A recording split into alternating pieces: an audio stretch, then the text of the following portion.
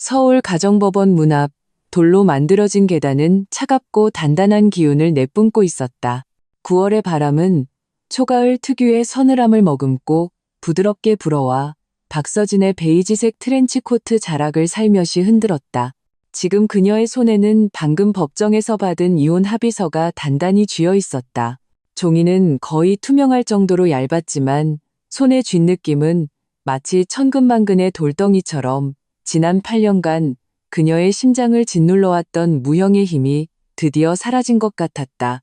하지만 돌이 치워진 자리에 남은 것은 해방감이 아니라 형언할 수 없는 낯선 공허함과 분출 직전의 화산 마그마처럼 격렬하게 요동치는 심장의 고동이었다. 그녀의 손가락이 무의식적으로 합의서에 적힌 박서진이라는 두 글자를 스쳤다. 잉크는 아직 완전히 마르지 않아 코끝에 가까이 대니 희미하면서도 코를 찌르는 화학약품 냄새가 났다. 이 이름은 그녀가 30년 동안 사용해온 이름이었지만 지난 8년의 시간 동안 그것은 아무런 온도도 없는 하나의 기호로 전락해 강태준 씨의 아내라는 신분의 족쇄에 갇혀 본래의 빛을 잃고 흐릿해져 버렸다. 바로 그때 검은색 고급 세단 한 대가 소리 없이 그녀 앞에 멈춰섰다. 차창은 보이지 않는 손에 의해 조종되듯 천천히 내려갔고 그 안에서 너무나도 익숙한 얼굴이 드러났다. 방금 법적으로 완벽한 남이 된 남자 강태준이었다. 그의 얼굴은 폭풍우가 몰아치기 직전의 하늘처럼 어두웠고 굳게 담은 턱선은 오랫동안 억눌러온 분노를 말해주는 듯했다. 동시에 미세하게 경련하는 입꼬리는 미처 감추지 못한 놀라움을 드러내고 있었다. 강태준은 박서진이 이렇게 단호하게 이혼을 결정하리라고는, 심지어 재산분할 문제에서도 별다른 갈등이나 논쟁 없이 혼전 자산과 몇몇 친구가 대신 보유하고 있던 투자 수익을 제외한 모든 명시적인 부부 공동재산을 포기하리라고는 전혀 예상하지 못했던 것이다. 마치 그에게 그 막대한 부는 스쳐 지나가는 뜬구름에 불과하다는 듯이. 데려다 줄게. 강태준의 목소리는 메말랐고 어떠한 온기도 없었다. 여전히 거역하기 힘든 명령조의 말투는 마치 방금 법정에서 이혼 서류에 서명한 사람이 자신이 아닌 전혀 관계없는 타인인 것 같았다. 박서진은 우아하고 차분하게 고개를 저었다. 그녀는 합의서를 조심스럽게 접어 핸드백 안주머니에 넣었다. 됐어요, 강태준 씨. 이 순간부터 우리의 인생은 완전히 다른 길을 가게 됐으니까요. 말을 마친 그녀는 심지어 강태준을 향해 옅은 미소를 지어 보였다. 그 미소에는 원망도 미련도 없었다. 오직 길에서 만난 모르는 사람에게 건네는 예의상의 인사처럼 완전한 거리감만이 존재했다. 이렇게 담담한 태도는 눈물을 흘리며 애원하는 것보다 오히려 강태준의 마음을 더 괴롭게 했다. 마치 그가 8년간 공들여온 결혼 생활이 이 순간 완전히 지워져 버린 것 같았다. 강태준이 무언가 더 말하려는 듯 입을 열었지만 바로 그때 그의 스마트폰이 날카롭게 울렸다. 정적 속에서 유난히 귀에 거슬리는 소리였다. 그는 무의식적으로 액정을 흘깃 보더니 미간을 순식간에 찌푸렸다. 마치 극도로 불쾌한 것을 본 사람처럼 그는 옆으로 몸을 살짝 피하며 전화를 받았다. 거리가 조금 있었지만 박서진은 전화기 너머에서 들려오는 유난히 날카롭고 높은 톤의 여자 목소리를 어렴풋이 들을 수 있었다. 그의 전 시어머니 김혜란 여사였다. 지난 8년간 그 목소리는 어디에나 존재하는 유령처럼 그들 곁을 맴돌며 저녁 식사의 간부터 강태준이 매일 매야 할 넥타이, 심지어 서진이 참석하는 사교 모임의 일정과 100만 원이 넘는 모든 지출까지 삶의 모든 세세한 부분을 통제해왔다. 이혼했다고? 정말 서명했단 말이냐? 그 애가 감히? 시어머니의 목소리는 관통력이 대단해서 강태준이 가리려고 해도 소용이 없었다. 잘 됐네. 잘 됐어. 그 은혜도 모르는 기집애 진작에 쫓아냈어야 했는데 돈 달라고 하지는 않았겠지? 한 푼도 더 줄 생각 말라고 해. 당장, 지금 당장 개명의로 된 카드 전부 정지시켜. 어서. 김혜란 여사는 갈수록 격앙되어 마치 귀에 대고 쇠붙이를 긁는 듯한 날카로운 목소리로 소리쳤다. 돈 없이 얼마나 버티는지 보자고. 사흘도 못 가서 엉엉 울면서 싹싹 빌러 돌아올 테니 그때는 좋은 낯으로 대해줄 생각 마. 강태준은 수화기를 막으며 얼버무리듯 대답했다. 그의 얼굴은 폭풍전야의 먹구름처럼 점점 더 굳어졌다. 그는 천천히 고개를 들어 서진을 바라보았다. 그의 눈빛은 뒤엉킨 실타래처럼 복잡했다. 아직 완전히 사라지지 않은 통제욕. 어머니에게 사람들 앞에서 망신을 당한 난처함과 당혹감, 그리고 심지어 자기 자신도 깨닫지 못한 한 줄기 망설임까지 뒤섞여 있었다. 박서진은 바람 속에 조용히 서 있었다. 그녀의 표정은 호수처럼 평온했다.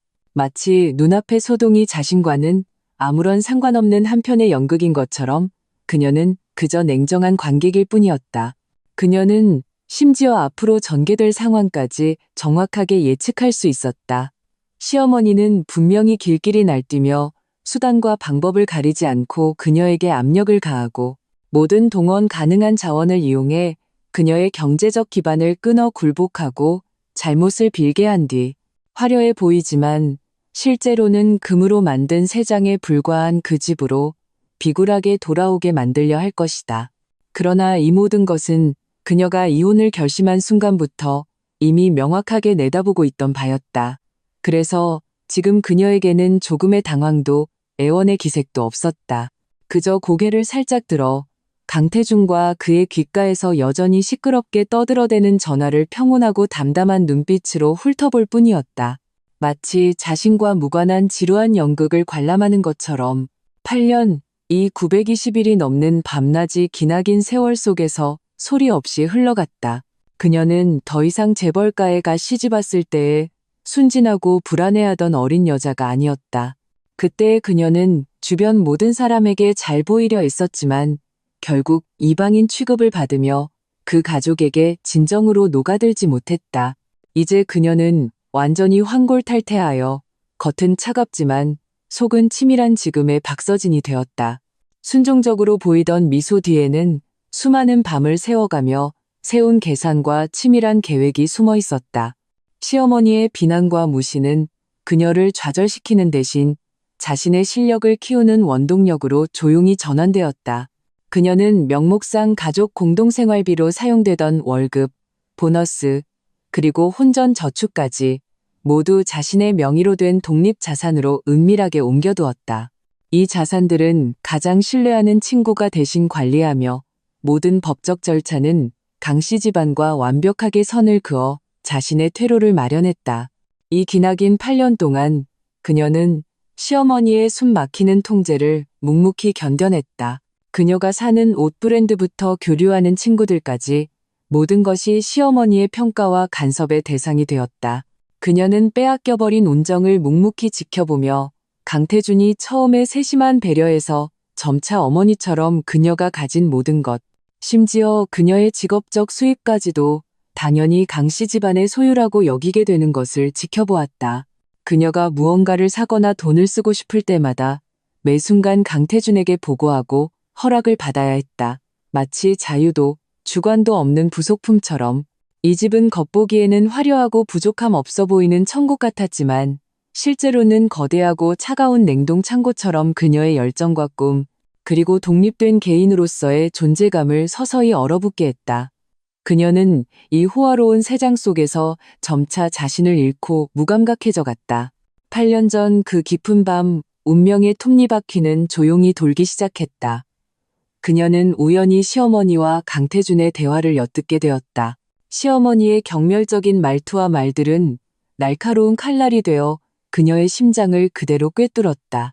제 친정은 볼 것도 없잖아. 우리 집에 시집 온 것만으로도 몇 대에 걸쳐 쌓을 복을 다 받은 거야. 그러니 꽉 쥐고 있어야 해.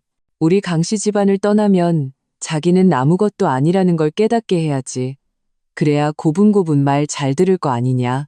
그 순간 그녀는 온몸이 한기에 휩싸여 머리부터 발끝까지 얼어붙는 것 같았다. 정신이 번쩍 들었다.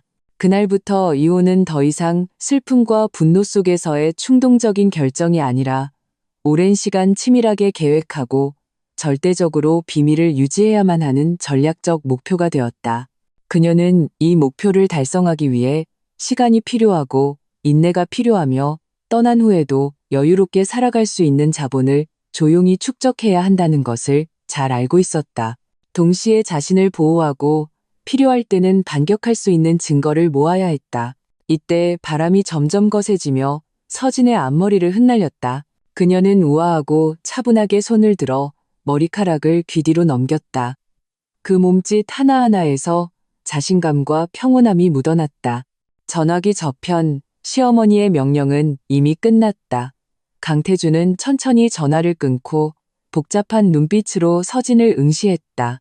입술을 살짝 움직이는 것이 카드 정지 결정을 알리려 하거나 어쩌면 그녀 앞에서 마지막 남은 체면이라도 지키고 싶어 하는 듯했다. 그러나 박서진이 한 발 앞서 입을 열었다. 그녀의 목소리는 잔잔한 수면처럼 아무런 파동도 없었다.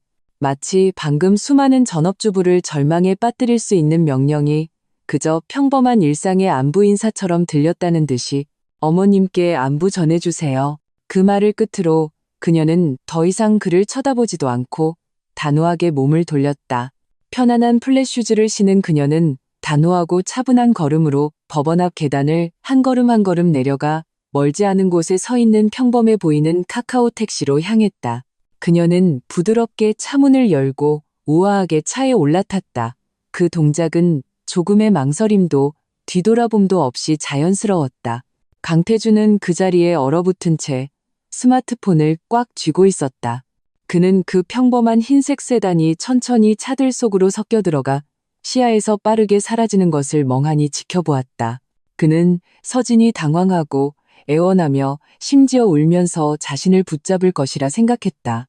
하지만 아무 일도 일어나지 않았다. 그는 그녀에게 카드 정지 사실을 알릴 기회조차 얻지 못했다. 마치 이 모든 것이 그녀의 예상 안에 있었다는 듯이 기묘한 통제 불능의 감각이 처음으로 강태준의 마음을 덮쳤다. 어머니의 날카로운 목소리가 귓가에 계속 맴돌았다. 카드 정지시켜. 어떻게 하나 보자고. 하지만 그는 문득 이상한 예감에 사로잡혔다.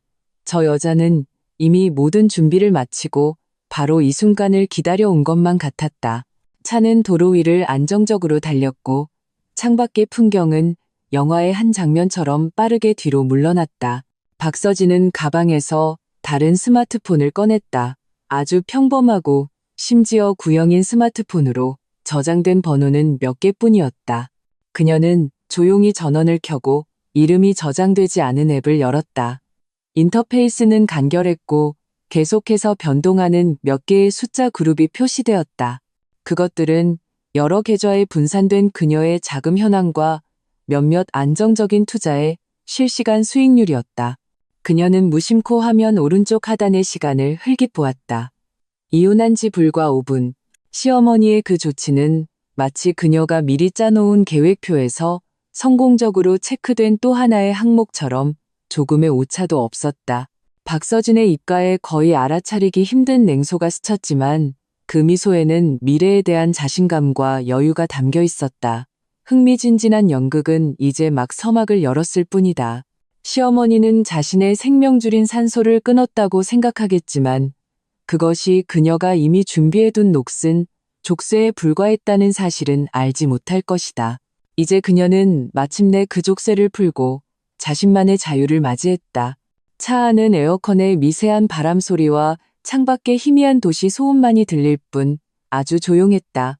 서진은 등받이에 기대어 천천히 눈을 감았다. 휴식을 취하기 위함이 아니었다. 지난 8년간의 기억의 파편들을 영화처럼 선명하게 떠올리기 위해서였다. 이 기억들은 그녀가 8년간 버텨온 정신적 연료와도 같았다. 회상할 때마다 그녀의 결심은 더욱 굳건해졌다.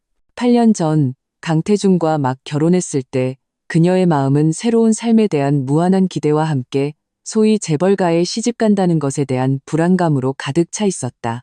강씨 집안은 정말로 부유했고 시어머니 김혜란 여사는 전형적인 강인한 여주인으로 가업의 실권을 꽉 쥐고 있었다.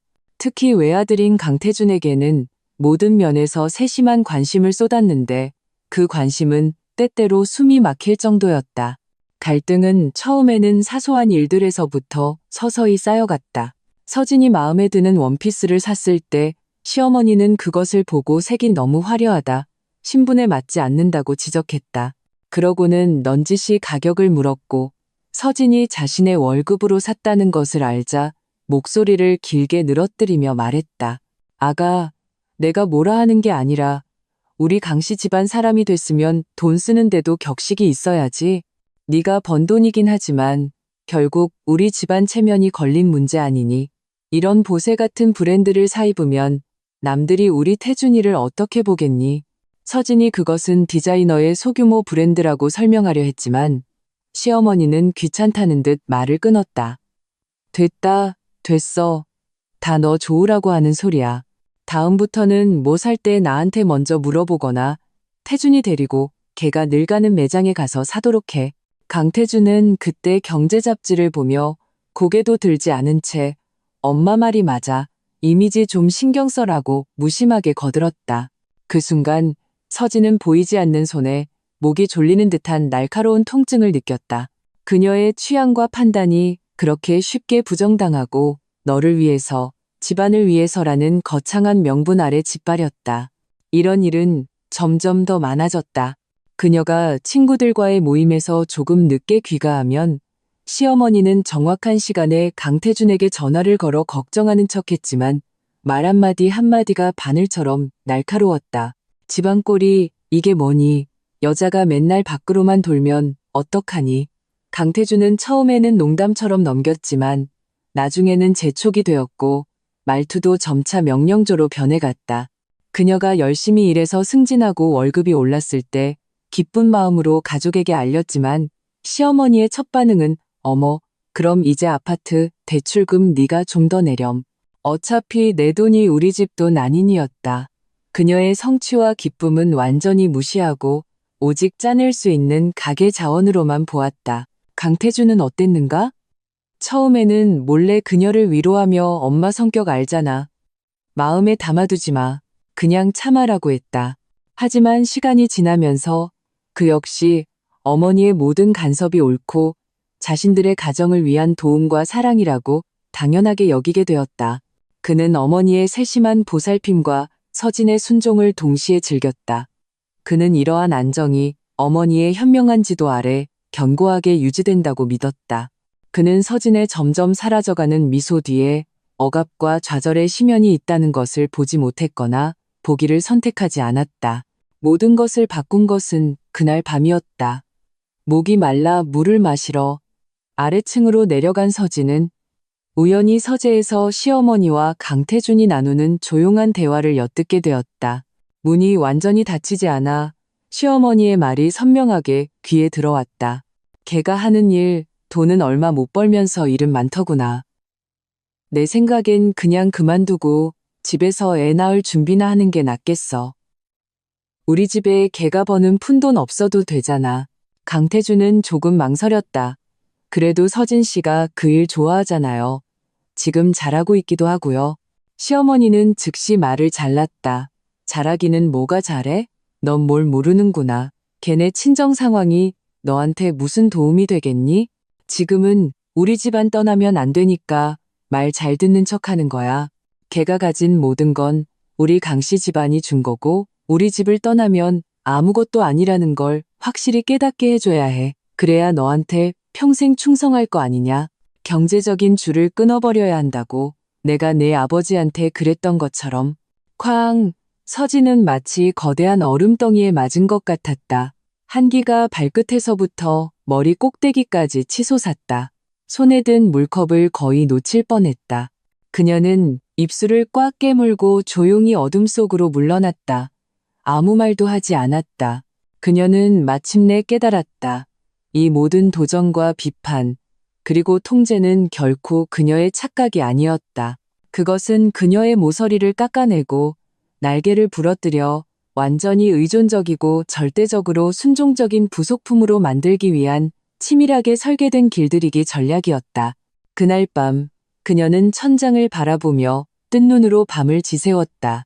두려움, 분노, 굴욕감이 뒤섞여 소용돌이치다가 마침내 지독하게 차가운 깨달음으로 변했다. 이 집안과 싸우고 반항하는 것은 모두 헛된 일이며 더 강한 타격과 고립을 초래할 뿐이라는 것을 그녀에게는 두 가지 길이 있었다. 계속 참고 견디다.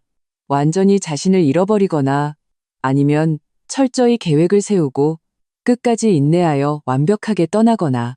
그날 밤부터 이호는 감정적인 충동이 아니라 장기적인 계획과 냉정한 인내가 필요한 전략적 목표가 되었다. 그녀는 더욱 순종적으로 변했다. 시어머니가 무슨 말을 하든 입으로는 즉각 순응했다. 시어머니가 그녀의 씀씀이를 문제 삼자 그녀는 스스로 개인적인 지출을 줄이고 심지어 월급의 일부를 생활비에 보태는 명목으로 보고하여 시어머니에게 거짓된 만족감을 안겨주었다. 그 덕분에 그들은 경계심을 풀었다. 하지만 실제로는 그녀는 어둠 속에서 기나긴 준비를 시작했다. 금융을 전공한 배경과 업무에서 얻은 정보를 바탕으로 그녀는 더욱 열심히 일하며 수입과 보너스를 늘릴 수 있는 모든 기회를 잡았다. 그녀는 모은 돈을 여러 개로 나누어 강씨 집안과 아무런 관련이 없고 절대적으로 신뢰할 수 있는 오랜 친구들을 통해 극비리의 다양한 저위험, 안정적인 투자를 진행했다. 그녀는 더 이상 명품을 사지 않았고 주의를 끌만한 어떠한 고액 소비도 하지 않았다. 강씨 집안의 체면을 위해 필요한 지출은 모두 시어머니와 강태준에게 떠넘겼다. 그녀 자신은 겉으로는 화려하게 보이지만 실제 핵심 자산은 조용히 이전되고 있었다. 심지어 익명의 안전금고를 몰래 빌려 중요한 서류와 증빙 자료들을 보관했다. 그녀는 시어머니가 지난 몇 년간 생활에 간섭하고 경제를 통제하려 했던 녹음 파일과 카카오톡 대화 캡처를 수집했다. 또한 강태준을 몰래 주시하며 그의 사업 활동 중 회색 지대에 속할 수 있는 행적들을 기록해 두었다. 이 증거들이 반드시 쓰일 것이라는 확신은 없었지만 만약을 대비해야 한다는 것을 알았다. 이 8년 동안 그녀는 비밀 계좌의 숫자가 조금씩 불어나는 것을 지켜보았다. 그 금액은 그녀의 공식적인 급여 수입보다 몇 배나 많아졌다. 강태준과 시어머니가 여전히 모든 것을 통제하고 있다는 환상에 빠져 그녀의 가끔 보이는 침묵과 순종에 만족하는 것을 보면서 그녀는 마치 초원에 몸을 숨긴 채 가장 적절한 기회를 조용히 기다리는 표범 같았다. 이혼의 기회는 약 3개월 전에 찾아왔다. 그녀는 우연히 강태준과 그의 여비서가 나눈 애매한 카카오톡 대화 기록을 발견했다. 그녀는 소리치거나 폭로하지 않았다. 그저 침착하게 모든 증거를 백업해 저장했다.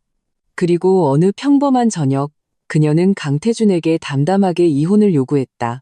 강태준은 처음에는 당황하다가 이내 분노로 폭발하며 그녀를 은혜도 모른다고 비난했다. 시어머니는 더욱 길길이 날뛰며 울고불고 협박하는 등 온갖 수단을 동원했다.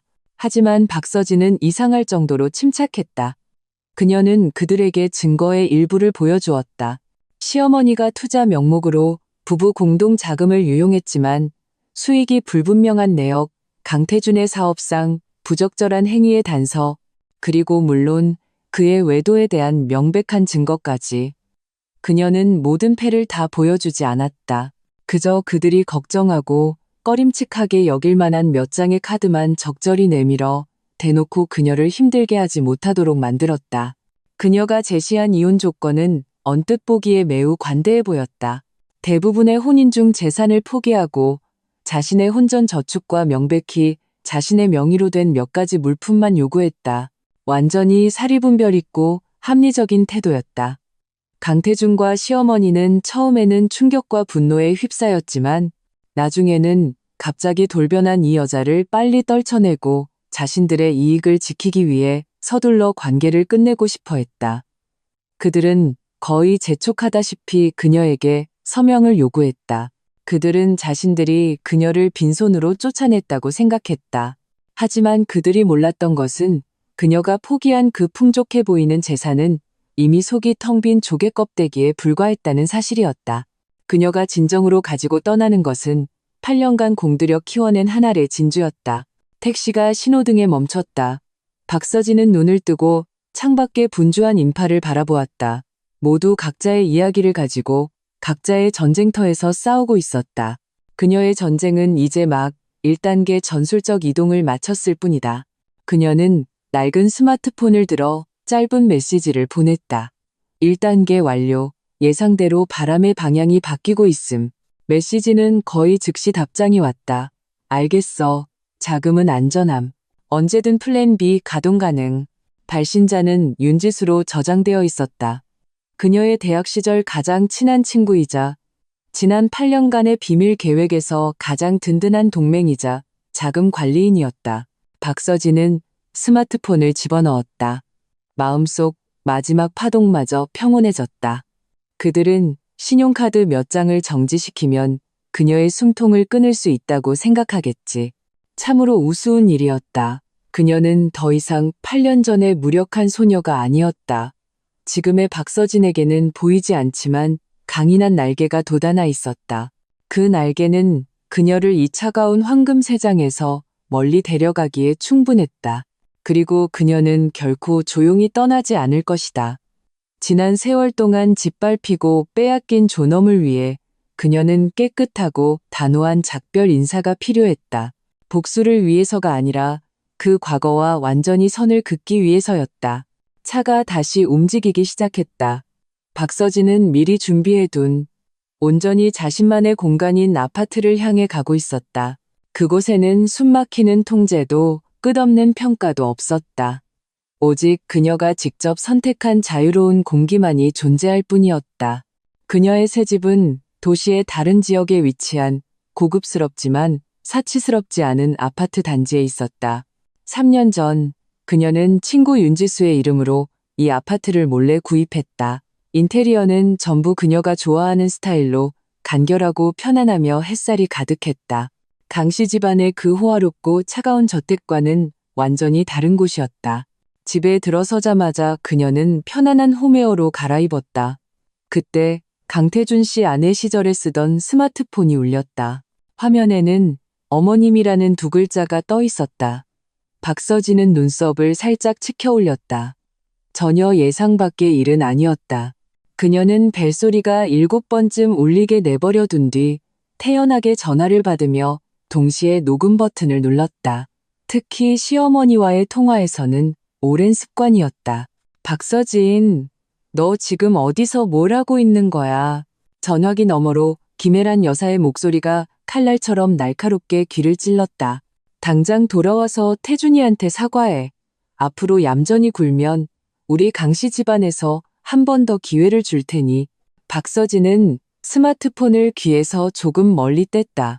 그녀의 얼굴에는 아무런 동요도 없었지만 목소리는 흐르는 물처럼 평온했다.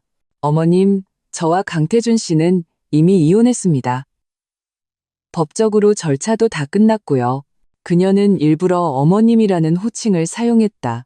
상대방에게 그리고 자기 자신에게 이 관계가 끝났음을 상기시키기 위해서였다. 이혼? 그게 그냥 화풀이인 줄 알아? 우리 강씨 집안을 떠나면 네가 뭐가 될 것 같아? 태준이보다 더 좋은 남자를 만날 수 있을 것 같아? 꿈깨.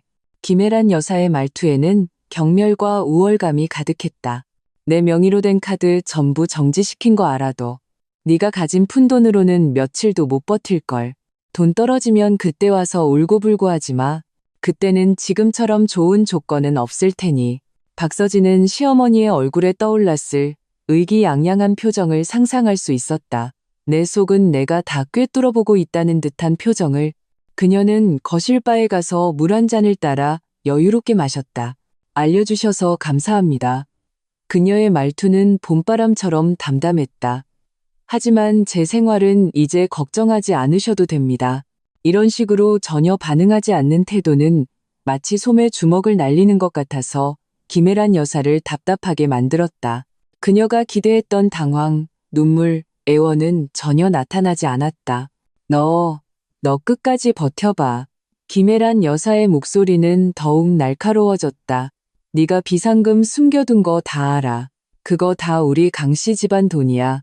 눈치가 있으면 얌전히 돌아와서 그 돈 다 내놔. 그럼 좋게 넘어갈 수 있으니까. 비상금이요? 박서진이 가볍게 웃었다. 어머님, 제 모든 합법적인 수입은 명세 기록이 다 있습니다. 그리고 어머님께서 말씀하시는 강씨 집안의 돈에 관해서는 이혼 합의서에 명확히 기재되어 있습니다. 저는 모든 혼인 중 공동 재산을 포기했습니다. 만약 제가 무언가를 숨겼다고 의심되시면 변호사를 통해 조사하셔도 좋습니다. 언제든지 협조하겠습니다. 그녀의 말투는 시종일관 예의 바르면서도 어딘가 거리감이 느껴졌지만 한 글자 한 글자가 작은 망치처럼 김혜란 여사의 독성과 인식을 가볍게 두드렸다. 이렇게 침착하고 조리 있는 태도는 막 경제적 지원이 끊긴 여자가 보일 만한 당황스러움과는 거리가 멀었다. 전화기 저편의 김혜란 여사는 할 말을 잃었다. 서진의 이런 공적인 태도에 완전히 기가 막힌 듯했다. 그녀는 서진이 순종적이고 침묵하는 것에 익숙해져 있었기에 지금의 이 차분한 반격은 극도로 불쾌했다. 너 후회하지 마. 김혜란 여사는 의미 없는 협박 한마디를 남기고 분노에 차 전화를 끊었다. 박서진은 스마트폰을 내려놓았다. 화면이 어두워지는 것을 보면서도 그녀의 얼굴에는 미동도 없었다. 이것은 첫 번째 전화일 뿐이었다. 곧 강태준의 전화가 어쩌면 강씨 집안 다른 사람들의 전화가 올 것이라는 것을 그녀는 잘 알고 있었다. 예상대로 10분도 채 되지 않아 강태준에게서 전화가 왔다. 그의 목소리는 피곤하고 짜증이 섞여 있었고 말 못할 혼란스러움이 느껴졌다. 박서진 씨, 도대체 원하는 게 뭐야? 그는 칼 거부터 따져 물었다. 엄마가 혈압 때문에 쓰러지셨어. 꼭 집안을 이렇게 시끄럽게 만들어야겠어? 박서진은 창가로 걸어가 아래층 정원에서 웃으며 뛰어노는 아이들에게 시선을 고정했다. 강태준 씨, 우리는 이혼했어요. 당신 집안이 평안하든 아니든 저와는 아무런 상관이 없습니다. 너, 강태준은 말문이 막혔다. 억지로 화를 참으며 말했다. 좋아, 이혼했다고 쳐. 그래도 우리 엄마를 화나게 하면 안 되지. 연세도 있으신데, 그리고 그 카드 엄마 뜻대로 정지시켰어. 정말 힘들면 내가 뭘 도와줄 수 있다는 거죠. 박서진이 즉시 그의 말을 끊었다. 그녀의 말투에는 약간의 비웃음이 섞여 있었다. 생활비라도 좀 보태주겠다. 당신 어머니께 돌아가 무릎 꿇고 사죄하는 걸 전제로? 강태준은 침묵했다. 그는 실제로 어머니의 등살에 못 이겨 이 전화를 걸었고 서진이 고개를 숙일 것이라는 일말의 기대를 품고 있었다. 심지어 그녀가 굴복하면 자신의 관대함을 보여주기 위해 얼마간 도와줄 생각까지 하며 몇 마디 말을 준비해두고 있었다. 하지만 서진의 말은 마치 그의 속마음을 꿰뚫어 보는 것처럼 정확하게 그의 약점을 찔렀다. 필요 없어요. 박서진의 목소리는 단호했다. 강태준 씨, 우리는 이제 깨끗하게 끝났어요. 앞으로 각자 잘 지냅시다. 말을 마친 그녀는 미련 없이 전화를 끊고 강태준과 강씨 집안 모든 사람들의 연락처를 차단했다. 세상이 갑자기 조용해졌다. 그녀는 마침내 그 끝없는 비난과 통제, 감정적 착취에서 벗어났다. 깊은 숨을 내쉬자 자유가 주는 상쾌함이 가슴을 가득 채웠다. 한편 강씨 집안의 저택 분위기는 완전히 달랐다. 김혜란 여사는 가슴을 부여잡고 소파에 누워 앓는 소리를 냈다. 방금 주치의가 다녀갔지만 감정적인 격분으로 인한 혈압 변동일 뿐 큰 문제는 아니라고 했다. 하지만 김혜란 여사는 몸이 아프다는 것을 핑계 삼아 비난의 수위를 더욱 높였다. 이것 봐, 걔가 날 이렇게 만들었어. 이 배은망덕한 것, 카드를 다 막아놨는데도 저렇게 뻔뻔하게 나오다니. 분명히 다른 놈을 찾아놨을 거야. 우리 태준이한테 바람 피웠을지도 몰라. 그녀는 아들과 달려온 시누이 앞에서 엉엉 울었다. 강태준은 짜증스럽게 넥타이를 풀며 미간을 찌푸렸다. 박서진의 마지막 말, 각자 잘 지냅시다와 전화를 걸었을 때 들려온 차단음, 그 공허함이 점점 더 강하게 느껴졌다. 그녀는 너무 침착했다. 비정상적일 정도로 엄마, 그냥 허세 부리는 걸 수도 있잖아요. 옆에서 시누이가 거들었다. 혼자 사는 여자가 돈줄 끊기면 며칠이나 버티겠어요. 내일이면 바로 숙이고 들어올지도 몰라요. 그래, 분명 허세일 거야. 김혜란 여사는 마치 구명줄을 잡은 듯 말했다. 태준아, 잘 들어. 절대 마음 약해지면 안 돼. 아무도 걔 도와주지 마. 얼마나 버티나 보자고. 언제 무릎 꿇고 돌아와서 비는지 두고 볼 테니? 강태준은 아무 말 없이 서재로 들어갔다. 컴퓨터를 켜고 이유 없이 서진이 예전에 쓰던 가족 카드의 사용 내역을 조회해 보았다. 예상대로 동결되어 있었다. 그는 그녀의 인터넷 뱅킹에 로그인을 시도했지만 비밀번호가 틀렸다. 몇 번 시도하자 계정이 잠겨버렸다. 그는 멍해졌다. 그녀가 비밀번호까지 이렇게 빨리 바꿨다고? 이것은 결코 준비 없이 충동적으로 이혼한 사람의 행동이 아니었다. 더욱 선명한 불안감이 그를 사로잡았다. 그는 스마트폰을 들어 몇몇 친구들에게 서진의 근황을 아는지 물어보려 했지만 차마 체면 때문에 그럴 수 없었다. 그리고 도시의 다른 한편, 박서진은 새 스마트폰으로 암호화된 은행 앱에 로그인하여 여러 계좌에 분산된 자금의 총액을 확인했다. 그 숫자는 그녀를 안심시켰다. 앞으로 몇 년간 높은 수준의 생활을 유지하기에 충분한 금액이었고 계속해서 불어나고 있었다. 그녀는 전화를 걸었다. 지수야, 나야. 내일 오전 10시에 최 변호사님 약속 좀 잡아줘. 명의 신탁된 지분 정리건 빨리 처리해야겠어. 알겠어, 서진 언니. 강씨 집안 쪽은 신경 쓰지 말고 우리 계획대로 진행해. 박서진의 목소리에는 냉정함과 결단력이 배어 있었다. 전화를 끊고 그녀는 책상으로 가 두꺼운 서류철을 열었다. 자산증명서, 투자계약서, 명의신탁계약에 대한 법률 자문서, 그리고 그녀가 수집한 몇몇 증거사본들. 손가락으로 그 서류들을 가볍게 스치며 그녀의 눈빛은 날카롭고 단호했다. 카드 정지? 그것은 상대방이 쏜 유치하고 가소로운 첫 번째 총성에 불과했다. 진짜 폭풍은 아직 시작되지 않았다. 그리고 그녀는 이미 모든 준비를 마친 상태였다. 김혜란 여사는 집에서 이틀을 누워 지냈다. 혈압은 오르락내리락 했지만 주된 원인은 신체적인 문제라기보다 박서진의 그 어떤 수에도 넘어오지 않는 태도에 정신적으로 지쳐갔기 때문이었다. 그녀는 도무지 이해할 수 없었다. 겉으로는 온순하고 연약해 보이던 며느리가 이혼하자마자 완전히 다른 사람처럼 변해버린 것을 그녀의 예상처럼 비참하게 애원하기는커녕 오히려 차갑고 단단한 바위처럼 아무리 부딪혀도 꿈쩍도 하지 않았다. 그녀는 이분을 사귈 수 없었다. 카드 정지라는 수는 효과가 없었다. 그녀는 더 악랄한 수를 쓰기로 결심했다. 그녀의 뿌리 깊은 관념 속에서 박서진이 저렇게 당당할 수 있는 이유는 직장이 있고 스스로 버는 돈이 있기 때문이라고 생각했다. 그렇다면 그 버팀목을 없애버리면 그녀가 계속 그렇게 당당할 수 있는지 보고 싶었다. 그리하여 김혜란 여사는 자신의 인맥을 동원했다.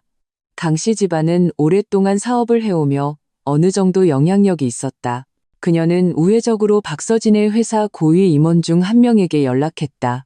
그 사람은 그녀의 가족 기업과 일부 사업적 관계가 있는 인물이었다. 그녀는 그에게 박서진이 최근 집안에 큰일이 생겨 감정적으로 불안정하니 업무에 집중하기 어려울 것이라며 회사가 그를 좀 배려해 주기를 바란다고 암시했다. 가능하다면 한가한 부서로 발령내어 마음을 추스를 시간을 주면 좋겠다고. 말은 정중했지만 그 속뜻은 명백했다. 이 여자는 이제 강씨 집안에 빽이 없으니 중요한 직책에는 부적합하다. 거의 동시에 박서진에 대한 각종 헛소문이 작은 범위에서 퍼지기 시작했다. 그녀가 혼인 중 부정한 행실로 쫓겨났다는 소문, 재산을 탐내 이혼을 시도했으나 실패했다는 소문, 심지어 정신적으로 문제가 있어 대인관계가 어렵다는 소문까지. 김혜란 여사의 생각은 단순하고 무자비했다. 직업과 명예를 동시에 공격하여 박서진을 벼랑 끝으로 몰아붙이는 것이었다. 그날 아침 박서진은 회사에 도착하자마자 직속 상사에게 불려갔다. 상사는 곤란한 표정으로 조심스럽게 개인적인 문제가 업무에 영향을 미치지 않도록 주의하라고 당부하며 보직 변경이 있을 수 있음을 암시했다. 박서진은 즉시 이것이 시어머니의 소행임을 깨달았다. 손을 참 길게도 뻗었다. 8년 전이었다면 당황하고 굴욕감에 어쩔 줄 몰랐겠지만 지금은 그저 우스울 뿐이었다. 그녀는 차분하게 상사에게 말했다. 팀장님, 제 개인적인 문제는 이미 해결되었습니다. 업무 효율이나 직업 윤리에 영향을 미치는 일은 절대 없을 겁니다. 제 업무 성과와 능력은 과거의 실적과 프로젝트 결과가 증명합니다. 회사는 확인되지 않은 헛소문이 아니라 실제 성과를 바탕으로 공정하게 판단할 것이라 믿습니다. 그녀의 태도는 당당했고 눈빛은 냉정하고 자신감에 차 있었다. 오히려 상사가 당황하여 어색하게 웃으며 그녀를 자리로 돌려보냈다. 자리에 돌아온 박서진은 잠시 생각에 잠겼다. 본래 이렇게 빨리 정면으로 맞서고 싶지는 않았지만 상대가 먼저 공격해왔으니 마냥 피할 수만은 없었다. 적절한 경고가 필요했다. 그녀는 낡은 스마트폰을 꺼내 암호화된 앨범에서 사진 몇 장을 골랐다. 몇 년 전 김혜란 여사가 너희를 위해 투자해주겠다는 명목으로 강태준의 계좌에서 부부 공동재산인 거액의 자금을 직접 이체해간 내역이었다. 하지만 소위 투자 수익이라는 것은 단 한 푼도 가계 장부에 반영되지 않았다. 스마트폰에는 김혜란 여사가 강압적인 어조로 그녀의 혼전 저축을 내놓아 아파트를 사라고 강요하는 녹음 파일도 있었다. 하지만 그 아파트는 결국 시어머니 명의로 등기되었다. 이것들은 빙산의 일각에 불과했지만 사실을 증명하기에는 충분했다. 점심시간, 박서진은 성북동에 있는 강씨 집안의 저택으로 향했다. 김혜란 여사는 마침 몇몇 사모님 친구들과 커피를 마시고 있었다. 화가 났음에도 불구하고 여전히 우아한 귀부인처럼 보이고 싶어하는 것이 분명했다. 예고 없이 나타난 박서진을 보자 그녀의 얼굴에 떠있던 의기양양한 미소가 굳어졌다. 네가 여긴 어쩐 일이니? 여긴 네가 올 곳이 아니야. 김혜란 여사는 얼굴을 굳히고 친구들 앞에서 위엄을 보이려 했다. 몇몇 사모님들은 호기심 어린 눈으로 박서진을 쳐다보았다. 그 눈빛에는 탐색과 경멸이 섞여 있었다. 박서진은 그 시선들을 무시하고 김혜란 여사 앞으로 똑바로 걸어갔다. 그녀는 평온한 표정으로 말했다. 어머님, 친구분들과 계신데 죄송합니다. 투자와 장부 문제로 드릴 말씀이 있어서요. 딱 5분이면 됩니다. 그녀는 일부러 투자와 장부라는 단어에 힘을 주어 말했다. 김혜란 여사의 얼굴색이 미세하게 변하며 눈에 당황한 기색이 스쳤지만 애써 태연한 척했다. 난 너랑 할 말 없다. 할 말 있으면 여기서 해. 여기서요? 확실하세요? 박서진이 살짝 눈썹을 치켜 올렸다. 목소리는 크지 않았지만 보이지 않는 압박감이 느껴졌다. 예를 들면 예전에 3억 원과 5억 원이 어머님 개인 계좌로 이체된 것 말이에요. 호주 와이너리와 영국 학생 기숙사에 투자한다고 하셨는데 구체적인 투자처와 수익 증빙 자료는 어디에 있나요? 그리고 제 혼전 저축 8천만 원으로 구입한 잠실의 아파트, 어머님 명의로 된 임대차 계약서는요? 그녀의 말은 차분했고 발음은 정확했다. 모든 숫자와 프로젝트 이름이 마치 망치처럼 김혜란 여사의 머리를 강타하고 옆에서 지켜보던 사모님들의 귀에도 똑똑히 밝혔다. 김혜란 여사의 얼굴이 하얗게 질렸다. 그녀는 떨리는 손으로 박서진을 가리켰다. 너 지금 무슨 헛소리를 하는 거야. 이건 명백한 모함이야. 그녀의 목소리는 다급하고 날카로웠다. 그녀는 자신이 한 일이 완벽하다고 생각했는데 박서진이 어떻게 이렇게 자세히 알고 있는지 심지어 증거까지 가지고 있을 줄은 꿈에도 몰랐다. 그 몇몇 사모님들은 서로 눈을 마주쳤다. 그들의 얼굴 표정은 순식간에 복잡해졌다. 재벌가의 불화, 며느리 재산 횡령이라니 이것은 엄청난 특종감이었다. 제가 헛소리를 하는 건지 아닌지는 어머님께서 가장 잘 아시겠죠. 박서진은 가방에서 스마트폰을 꺼내 화면을 김혜란 여사 쪽으로 슬쩍 보여주었다. 화면에는 5억 원 이체 내역 캡처가 떠 있었다. 비록 순식간에 화면을 거두었지만 김혜란 여사는 똑똑히 보았다. 더 상세한 거래 내역이나 계약서 사본이 강태준 씨나 아버님 혹은 여기 계신 분들 앞에 놓이길 원하신다면 그렇게 해드릴 수 있습니다. 김혜란 여사는 순간 목이 졸린 듯 숨을 쉴 수 없었다. 그녀는 공포에 질린 눈으로 박서진을 쳐다보았다. 그 순간 그녀는 마치 이 여자를 처음 만난 것 같았다. 그녀는 박서진이 온순한 고양이라고 생각했는데 이렇게 날카로운 발톱을 숨기고 있을 줄이야. 너 도대체 원하는 게 뭐야? 김혜란 여사의 기세는 완전히 무너졌다. 목소리마저 떨리기 시작했다. 더 이상 체면을 차릴 여유도 없었다. 원하는 건 없습니다. 박서진은 스마트폰을 집어넣었다. 말투는 여전히 냉정했다. 그저 제가 더 이상 어머님 마음대로 할 수 있는 박서진이 아니라는 걸 알려드리고 싶었을 뿐입니다. 어머님과 강씨 집안 모두 제 직장과 사생활에 더 이상 관여하지 말아주세요. 각자 자기 갈 길 가는 게 최선의 결말입니다. 만약 계속해서 문제를 일으키신다면 그녀는 잠시 말을 멈추고 조용히 지켜보던 사모님들을 천천히 훑어본 뒤 김혜란 여사의 창백한 얼굴에 시선을 고정했다. 그땐 강씨 집안의 화려한 겉모습 뒤에 얼마나 많은 부끄러운 비밀 장부가 있는지 모두가 알게 되는 걸 감수하셔야 할 겁니다. 아, 그리고 저희 회사 상사분께 제 안부를 물으셨던 일, 이번이 처음이자 마지막이길 바랍니다. 말을 마친 그녀는 김혜란 여사를 더 이상 쳐다보지도 않고 옆에서 놀란 표정을 짓고 있는 사모님들에게 가볍게 고개를 숙여 인사한 뒤 당당하게 저택을 떠났다. 김혜란 여사는 소파에 주저앉았다. 얼굴이 붉어졌다 하얘졌다 했다. 친구들의 호기심과 의심, 심지어 고소하다는 듯한 시선 속에서 그녀는 쥐구멍에라도 숨고 싶었다. 평생 이렇게 굴욕적인 적은 없었다. 박서진이 강씨 집안 저택을 나왔을 때 햇살이 그녀의 몸 위로 쏟아졌다. 그녀는 이 짧은 충돌에서 자신이 이겼다는 것을 알았다. 당분간 시어머니는 경거망동하지 못할 것이다. 하지만 그녀는 김혜란 여사의 성격상 결코 순순히 물러서지 않을 것이라는 것도 알고 있었다. 일시적인 충격이 가시면 아마 더 광적인 반격이 시작될 것이다. 박서진은 스마트폰을 꺼내 윤지수에게 메시지를 보냈다. 경고 완료. 격상될 충돌에 대비할 것. 폭풍의 눈은 응축되고 있었다. 그녀는 이미 그 불길한 징조를 감지했다. 그날 이후 박서진의 삶은 평온을 되찾은 듯했다. 직장에서는 아무 일도 없었고 헛소문도 잠잠해졌다. 김혜란 여사는 정말로 조용해졌고 더 이상 소란을 피우지 않았다. 강태준이 몇 번 연락을 시도했지만 실패했고 그 역시 현실을 받아들이는 듯했다. 일주일 후 박서진은 낯선 이메일 주소로부터 메일 한 통을 받았다. 메일을 열자 그녀의 동공이 순간적으로 수축했다. 안에는 의도적으로 악의적인 각도에서 촬영된 사진 몇 장이 들어있었다. 사진 속에서 그녀는 한 남성과 다정하게 있었고 배경은 명백히 그녀가 지금 사는 아파트 단지 앞이었다. 본문은 단 한 줄이었다. 잘못했다고 빌고 돌아와.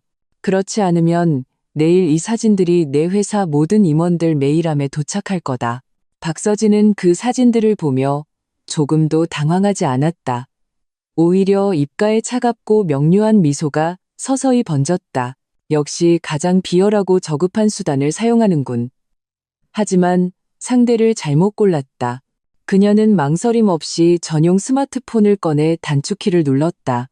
전화가 연결되자 그녀는 단 두 마디만 했다. 시작해. 전화기 너머로 윤지수의 차분한 목소리가 들려왔다. 알겠어. 모든 자료 준비됐고 언론사와 변호사도 대기 중이야. 전화를 끊고 박서진은 다시 한번 이메일과 사진을 훑어보았다. 촬영 기술은 조악했지만 악의적으로 선택된 각도는 진실을 모르는 사람이 보면 충분히 오해할 만했다. 발신자는 이런 저렴한 수단으로 그녀의 명예를 완전히 훼손하고 사회적으로 매장시키려 했던 것이다. 하지만 안타깝게도 이번에는 상대를 잘못 골랐다. 그녀는 즉시 이메일을 최 변호사와 윤지수에게 전달했다. 내용은 간결했다. 명예훼손 및 협박 증거 확보, 계획대로 진행할 것. 모든 조치를 마친 후 그녀는 아무 일도 없었다는 듯이 하던 일을 계속했고 심지어 정시에 퇴근하여 예전부터 가보고 싶었지만 시어머니가 격이 떨어진다고 비난했던 레스토랑에서 조용히 저녁 식사를 즐겼다. 한편 강씨 집안에서는 김혜란 여사가 초조하게 스마트폰을 쳐다보며 박서진의 답장을 기다리고 있었다. 이 사진들은 그녀가 사람을 시켜 찍은 것이었고 이메일은 먼 친척을 시켜 익명으로 보낸 것이었다. 그녀는 이번만큼은 박서진이 버티지 못할 것이라고 확신했다. 한 여자의 명예가 얼마나 중요한지 그녀는 누구보다 잘 알았다. 박서진이 두려워하고 타협하여 돌아와 잘못을 빈다면 그녀가 몰래 빼돌렸던 작은 문제도 자연스럽게 덮을 수 있을 것이었다. 하지만 시간이 흘러도 메일함은 조용했다. 김혜란 여사의 마음은 처음에 더위 영양함에서 점차 불안감으로 바뀌었다. 저 여자는 상상 이상으로 침착했다. 다음 날 오전 밖은 여전히 평온했다. 참다 못한 김혜란 여사는 친척에게 재촉하여 두 번째 메일을 보내게 했다. 이번에는 어조가 더욱 험악했고 거의 최후 통첩에 가까웠다. 메일이 발송된 지 30분도 채 되지 않아 강태준의 아버지인 강국동 회장이 얼굴이 굳어진 채 집으로 뛰어들어왔다. 그는 인쇄된 서류 뭉치를 김혜란 여사 앞에 탁자에 세게 내던졌다. 당신 도대체 무슨 짓을 한 거야? 강국동 회장은 분노의 목소리가 떨렸다. 김혜란 여사는 깜짝 놀라 서류를 흘깃 보았다. 맨 위에는 그녀가 박서진에게 보냈던 그 다정한 사진이 인쇄되어 있었다. 그녀는 심장이 덜컥 내려앉았지만 애써 태어난 척했다. 이게 뭐예요? 어디서 난 거예요? 어디서 났냐고? 강국동 회장의 목소리는 격앙되어 이마에 핏대가 섰다. 나뿐만이 아니야. 오랜 주주들, 우리와 수년간 거래해온 고객들까지 거의 다 받았어. 그리고 이것들도 당신이 직접 봐. 그는 서류를 아래로 넘겼다. 사진 아래에는 더 치명적인 증거들이 있었다. 수억 원의 자금이 실제로 강태준 명의 계좌에서 김혜란 여사의 개인 계좌로 이체되었음을 증명하는 선명한 은행거래 내역서. 비고란에는 가족 공동생활비가 아니라 투자금이라고 적혀 있었다. 그리고 그 후 몇 년간 어떠한 수익금도 돌아온 흔적이 없었다. 또한 그녀가 박서진에게 혼전 저축을 내놓으라고 닥달하는 내용의 녹음 파일 녹취록도 있었다. 마지막으로는 그 돈으로 산 아파트의 등기부 등본 사본이 첨부되어 있었는데 등기된 이름은 여전히 그녀의 것이었다. 모든 자료는 명백했고 그녀가 부부 공동재산을 침해했다는 사실을 가리키는 완벽한 증거의 사슬을 구성했다. 강국동 회장을 더욱 경악하게 한 것은 몇몇 오랜 친구들에게서 온 전화였다. 그들은 말투는 정중했지만 사실상 이 집안의 추문이 이미 작은 그룹 내에 퍼졌음을 암시하고 있었다. 사람들은 입 밖으로 내지는 않았지만 강씨 집안을 보는 시선이 예전 같지 않았다. 강씨 집안이 오랫동안 공들여 지켜온 체면이 조금씩 무너지고 있었다. 당신, 날 몰래 조사하고 그걸 그 애한테 넘겼단 말이에요? 김혜란 여사는 그 명백한 증거들을 보며 완전히 당황했다. 목소리는 날카로웠지만 기세는 꺾여 있었다. 내가 조사한 게 아니야. 박서진, 그 애가 이미 당신의 그 더러운 짓들을 전부 파악하고 있었던 거라고? 당신이 스스로 파놓은 함정에 빠지기만을 기다리고 있었던 거야. 강국동 회장은 비통하게 말했다. 이제 잘 됐군. 온 세상이 다 알게 됐어. 강씨 집안 체면은 당신이 다 망쳐놨어. 태준이는 어떻게 생각하겠어? 엄마라는 사람이 뒤에서 자기 아들 재산을 빼돌리다니. 이 말을 듣고 김혜란 여사는 소파에 주저앉았다. 얼굴이 창백해졌다. 그녀는 마침내 깨달았다. 박서진의 이전의 침묵과 평온은 두려움 때문이 아니라 자신이 덫에 걸리기를 기다리고 있었던 것이었다. 이미 판을 다 짜놓고 자신이 걸려들기만을 기다리고 있었던 것이다. 그때 강태준도 방으로 뛰어들어왔다. 그의 얼굴은 누구보다도 굳어 있었다. 그 역시 같은 자료를 받은 것이 분명했다. 그의 눈에는 충격과 실망, 분노가 가득했다. 그는 어머니가 강하고 이기적인 면이 있다는 것은 알았지만 자신 몰래 이런 짓을 저질렀을 줄은 몰랐다. 그는 지금까지 박서진이 재산 문제에 대해 사려 깊고 욕심이 없다고만 생각했다. 엄마, 그 이체 내역들, 그 돈들 도대체 어떻게 된 거예요? 강태준의 목소리는 갈라져 있었다. 그의 세계관이 완전히 무너져 내린 듯했다. 김혜란 여사는 빗발치는 질문에 마침내 무너져 내렸다. 나는 다 이 집을 위해서, 너희를 위해서 그런 거야. 걔가 돈을 함부로 쓸까봐 내가 대신 맡아주려고 했던 거라고? 그 박서진, 다 걔가 파남정이야. 처음부터 우리 강씨 집안을 망하게 하려고 계획했던 거라고? 하지만 그녀의 말은 설득력이 없었다. 눈앞의 증거는 너무나 명백했다. 강국동 회장은 깊은 숨을 내쉬며 억지로 평정을 되찾으려 애썼다. 지금은 잘잘못을 따질 때가 아니야. 손실을 막는 게 우선이다. 당장 박서진에게 연락해서 사과해. 어떻게든 그 애를 설득해서 소송을 취하하게 만들어야 해. 일이 더 커지게 둘 수는 없어. 그들의 체면을 구기며 방금 자신들이 쫓아낸 여자에게 빌러가야 한다는 생각은 죽기보다 싫었지만 그들에게는 선택의 여지가 없었다. 박서진이 가진 증거는 김혜란 여사를 법정에 세우고 강씨 집안의 명예를 땅에 떨어뜨리며 심지어 회사의 사업과 주가에도 직접적인 영향을 미치기에 충분했다. 강태준은 손을 떨며 집 전화를 들어 박서진에게 전화를 걸었다. 전화는 한참 울린 뒤에야 연결되었다. 전화기 저편에서 박서진의 평온하고 아무런 감정도 실리지 않은 목소리가 들려왔다. 여보세요. 서진 씨, 나야, 태준이야. 강태준의 목소리는 잠겨 있었다. 그가 얼마나 힘겹게 말하고 있는지 알 수 있었다. 그 사진들, 엄마가 잘못했어. 우리가 사과할게. 변호사 통해 보낸 내용 증명 취하해 줄 수 있을까? 조건은 얼마든지 이야기해. 전화기 저편에서 몇 초간 침묵이 흘렀다. 이어서 박서진의 뼈를 애는 듯한 차가운 응답이 돌아왔다. 강태준 씨, 뭔가 착각하고 계시네요. 이건 조건을 이야기할 문제가 아닙니다. 김혜란 여사님의 행위는 이미 명백한 불법 행위입니다.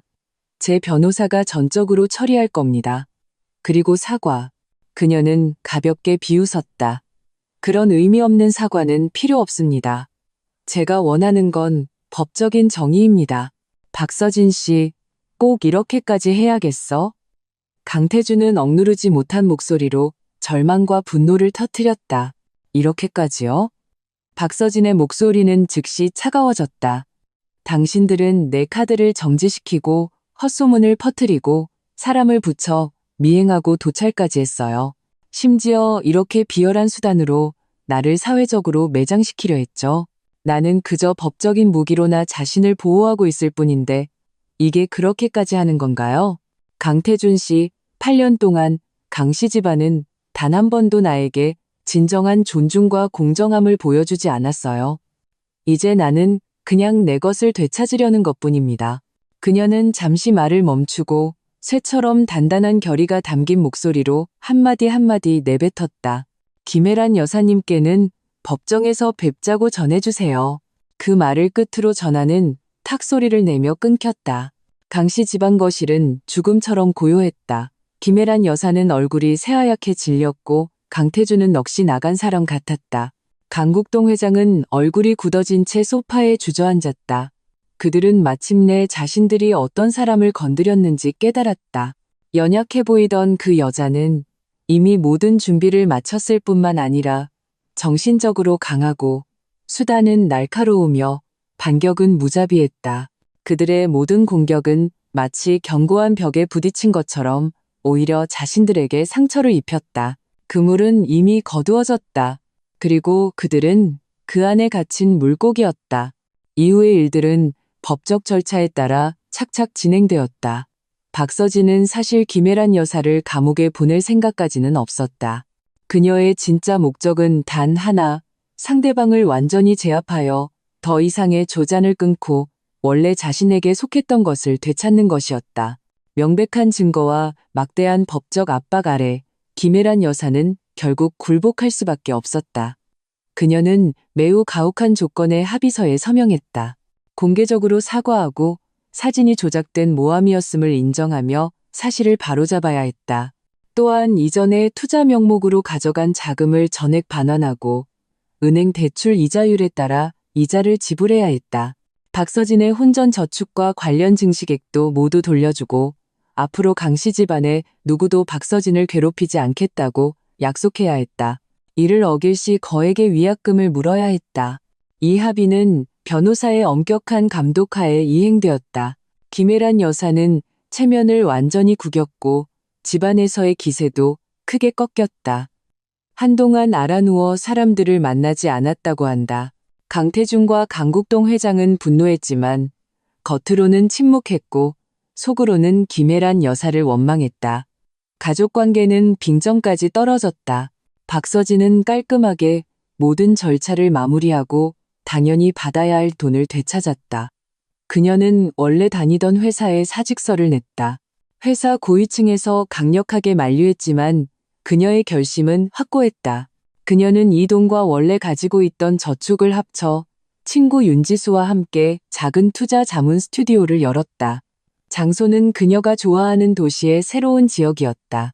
스튜디오 개업날 햇살이 눈부셨다. 강씨 집안의 그림자도 끝없는 감시와 비난도 없었다.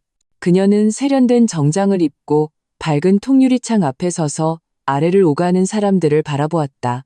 그녀의 눈빛은 침착하고 힘이 넘쳤다. 윤지수가 샴페인 2잔을 들고 와 그녀에게 한 잔을 건넸다. 축하해, 박 대표님. 새로운 시작이야.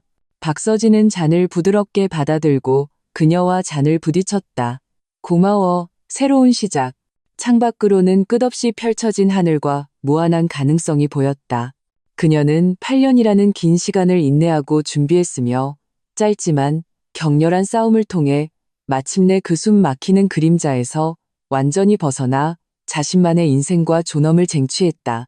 과거의 8년은 길고 고통스러운 시간이었지만 동시에 힘든 단련의 과정이기도 했다. 그리고 앞으로의 모든 날은 그녀 자신의 손으로 쓰여질 것이다.